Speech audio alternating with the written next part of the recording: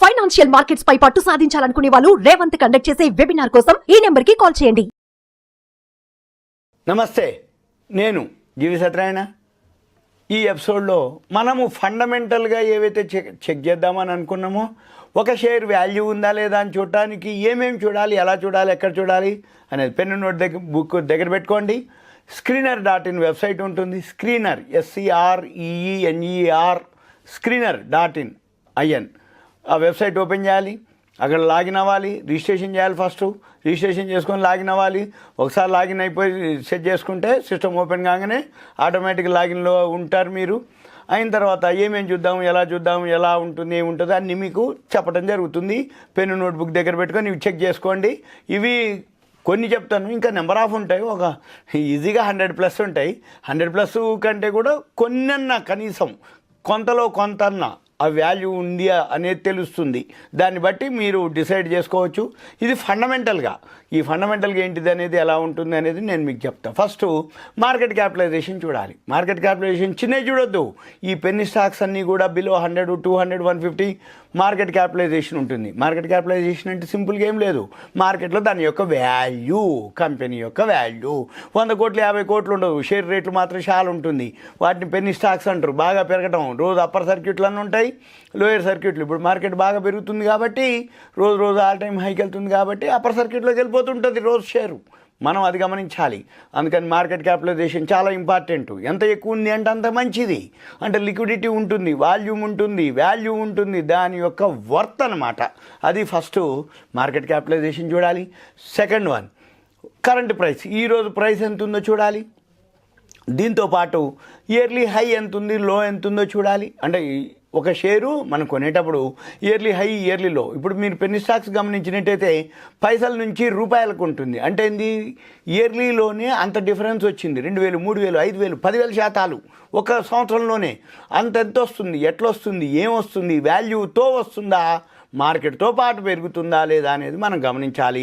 అందుకని yearly హైలు, yearly లోలు చూడాలి. మనం చూసినట్టయితే మీకు అర్థమవుతుంది. ఏమని తెలుస్తుంది, ఇయర్లీ హై ఎంత ఉంది, ఇయర్లీ లో ఎంత ఉంది. మనం ఇప్పుడు కొనేటటువంటి షేరు హైకి దగ్గరలో ఉన్నవా, లోకి దగ్గరలో ఉన్నవా. హైకి దగ్గరలో ఉన్నవు అంటే ఆ ఇయర్లీలో. దీంతోపాటు ఆల్ టైమ్ హై కూడా హై చూడొచ్చు మనం. అక్కడనే ఉంటుంది all time high, 5 years high, 3 years high, 10 years high. ఇట్లా అంటే ఎక్కడి నుంచి జర్నీ స్టార్ట్ అయింది.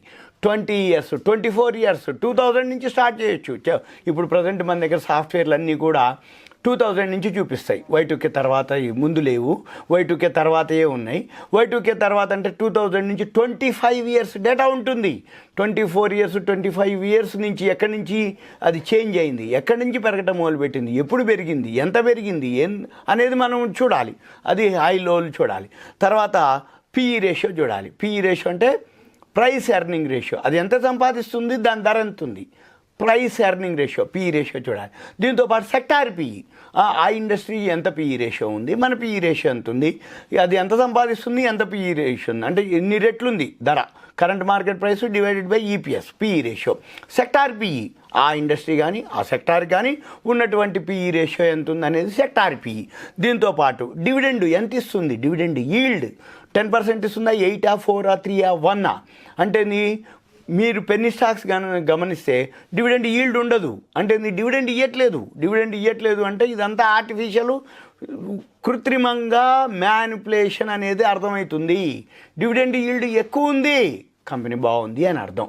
తర్వాత ROCE, return on capital employed, అది ఎంత ఉంది, అబౌట్ 20 ఉండాలి. ROCE గ్రేటర్ దాన్ 20, బిలో 20, 30, 40, 50, 100, 150, 200 కూడా చూపిస్తాయి. అప్పటి వరకు ఉండవు, మైనస్లో ఉంటుంది. ఒక్కసారి 100, 150, 200, 300 చూపించి మళ్ళీ అక్కడ మనకు అంటగడతాయి. అవి కూడా గమనించాలి. మళ్ళీ return on capital employed, ROCE, ROE, return on equity, అంటే కంపెనీ యొక్క మూలధనం మీద కంపెనీ ఎంత సంపాదించింది, రిటర్న్ ఆన్ ఈక్విటీ, పెట్టుబడి మీద మూలధనం మీద. రిటర్న్ ఆన్ ROI ఉంటుంది, రిటర్న్ ఆన్ ఇన్వెస్ట్మెంట్. పెట్టుబడి మీద ఎంత సంపాదిస్తుంది, ROI, ROCE అవన్నీ అబౌవ్ 20 ఉండాలి, గ్రేటర్ దాన్ 20% అబౌవ్ ఉన్నాయి మనం చూడాలి.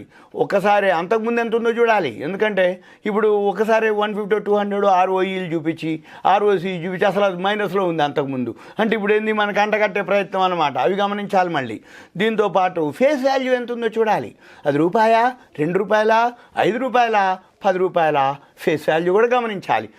ఇవి మనం చూడాలి. తర్వాత ప్రైస్ టు బుక్ వాల్యూ, మార్కెట్లో షేర్ ఎంత ధర ఉంది, బుక్ వాల్యూ ఎంత ఉంది, బుక్ వాల్యూ మీద ఎన్ని రెట్లు ఉంది, 5 టైమ్స్ ఉందా, 10 టైమ్స్ ఉందా, 20 టైమ్స్ ఉందా, అసలు బుక్ వాల్యూ కంటే ప్రైస్ ఎన్ని రెట్లు ఉందో అది బాగా గమనించాలి. ఎందుకోసం అంటున్నంటే కొన్ని 100 రెట్లు ఉంటాయి ఈ పెన్నీ స్టాక్స్ కానీ ఏవైతే చిన్న ఉన్నాయి అనుకోండి, బుక్ వాల్యూ పైసల్లో ఉంటాయి, షేర్ రేట్లు వచ్చి రూపాయల్లో ఉంటాయి. అంటే అన్ని రెట్లు ఉంటాయి అన్నమాట. అవన్నీ మనం గమనించాలి. ఏది ప్రైస్ టు బుక్ వాల్యూ. తర్వాత డెట్ టు ఈక్విటీ, అప్ ఎంత ఉంది కంపెనీ అప్పు, మూలధనం ఎంత ఉంది, అప్ ఎంత ఉంది. మూలధనం కంటే అప్పు ఎక్కువ ఉండకూడదు, మూలధనం అంత ఉన్న అప్పు ఈక్వల్గా ఉంటే ఏమీ లేదు, మూలధనం కంటే తక్కువ ఉండాలి. మన అంటే రిజర్వ్లు మూలధనం 2 ఉంటుంది, క్యాపిటల్ రిజర్వ్లు, అప్పు డెట్.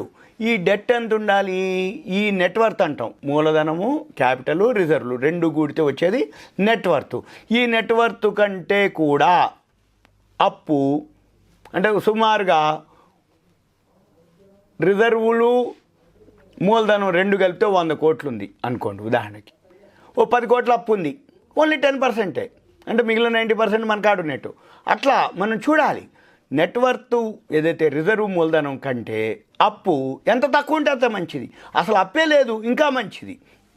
ఉంది అప్పు 5%, 10%, 20% నెగ్లిజిబుల్, అంతే తప్ప అప్పు నెట్వర్త్ కంటే ఎక్కువ ఉండకూడదు.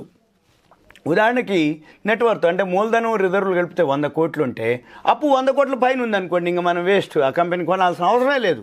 ఎందుకంటే వాడు ఎంత సంపాదించినా అప్పులు తీర్చుకోవడానికి లేకపోతే ఏదైనా జరిగితే మనకేమి ఇవ్వరు అనమాట. ఇది జనరల్గా డెట్ టు ఈక్విటీ అనమాట అప్పు. తర్వాత 3 నెలల్లో ఎంత రిటర్న్స్ వస్తున్నాయి, 6 నెలల్లో ఎంత వచ్చింది, 1 year, 5 years, 10 years, CAGR compounded annual growth rate, అది కూడా చూడాలి. మీకు ఇవన్నీ కూడా screener.in క్లియర్గా ఉంటాయి. మీకు ఇంకా ఏదైనా డౌట్స్ ఉన్నాయనుకో ఏమైనా నాకు కాల్ చేసినా, వాట్సాప్ మెసేజ్ పెట్టినా కంటెంట్ రూపంలో మనం పర్సనల్ డిస్కస్ చేయొచ్చు, దాని గురించి చెప్పడం జరుగుతుంది. తర్వాత నెట్ ప్రాఫిట్ మెయిన్, ఇది నెట్ ప్రాఫిటే. సేల్స్ పెరిగిందా లేదా, సేల్స్ పెరిగింది, ప్రాఫిట్ పెరిగింది. ప్రాఫిట్ ఎంత పెరిగింది అంటే సేల్స్ పెరిగితే టర్న్ ఓవర్ పెరుగుతుంది, టర్న్ ఓవర్ పెరిగితే ప్రాఫిట్ పెరుగుతుంది. ప్రాఫిట్ క్వార్టర్లీ ఎంత పెరిగింది, హాఫ్ ఇయర్ ఎంత పెరిగింది, 9 మంత్స్ ఎంత పెరిగింది, ఇయర్లీ ఎంత పెరిగింది. ప్రాఫిట్ ఎంత ప్రాఫిట్ ఇంక్రీజ్ అవుతుంది, సేల్స్ ఇంక్రీజ్ అవుతుంది, షేర్ ఆటోమేటిక్గా పెరిగిపోతుంది అనేది అర్థం. ఇక దీంతో పాటు బుక్ వాల్యూ చూడాలి, తర్వాత కంపెనీ యొక్క మూలధనం చూడాలి, తర్వాత ప్రాఫిట్ గ్రోత్ చూడాలి. దీంతో పాటు ప్రమోటర్ హోల్డింగ్ కూడా మెయిన్ అనమాట. ప్రమోటర్ ఎవరు, కంపెనీ యొక్క వ్యవస్థాపకుడు, ఫౌండరు. ఈ కంపెనీ యొక్క ప్రమోటర్ అంటే ఈ కంపెనీని బిగిన్ చేసిన వాడు, బిగినర్. వీళ్ళు ఎంత వాటా ఉంది ఆయనది, ఆయన ఏమన్నా ప్లెడ్జ్లో ఉండా, తనఖాలో ఉండా లేదా, ఇది చూడాలి. ఆయన వాటా ఎంత ఎక్కువ ఉంటే అంత మంచిది. అది గవర్నమెంట్దా, ప్రైవేట్దా, పబ్లిక్ సెక్టార్ యూనిటా, మల్టీనేషనల్ కంపెనీయా, ప్రమోటర్ ఎవరు, ఆయన వాటా ఎంత, ఆయన ప్లెడ్జ్ ఎంత, అది చూడాలి. దీంతోపాటు FIIలు, ఫారెన్ ఇన్స్టిట్యూషనల్ ఇన్వెస్టర్స్ ఉన్నారా లేరా, ఎంత ఉన్నారు. దీంతోపాటు DIIలు, domestic institutional investors, mutual funds ఎంత పెట్టుబడి పెడతారు. దీంతోపాటు పబ్లిక్, మనము ఎంతమంది ఉన్నాం, ఏమున్నాం, ఇవన్నీ కూడా చూడాల్సి ఉంటుంది. ఇక వీటితో పాటు ఈ జనరల్గా క్వార్టర్ ఆన్ క్వార్టర్ ప్రాఫిట్స్ ఇవన్నీ మనము చెక్ చేయాల్సి ఉంటుంది. సింపుల్గా మనం ఏంటిది అంటే ఇవన్నీ కూడా మీకు ఒక అవేర్నెస్, ఎడ్యుకేషన్ ఇంకా చాలా ఉంటాయి.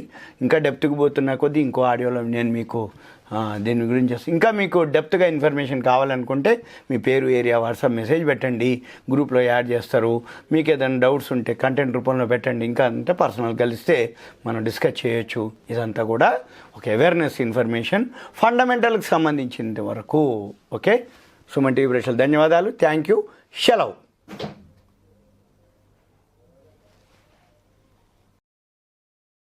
సుమన్ టీవీలో మీ పర్సనల్ అండ్ బిజినెస్ ప్రమోషన్స్ కోసం కింది నెంబర్కి కాంటాక్ట్ చేయండి.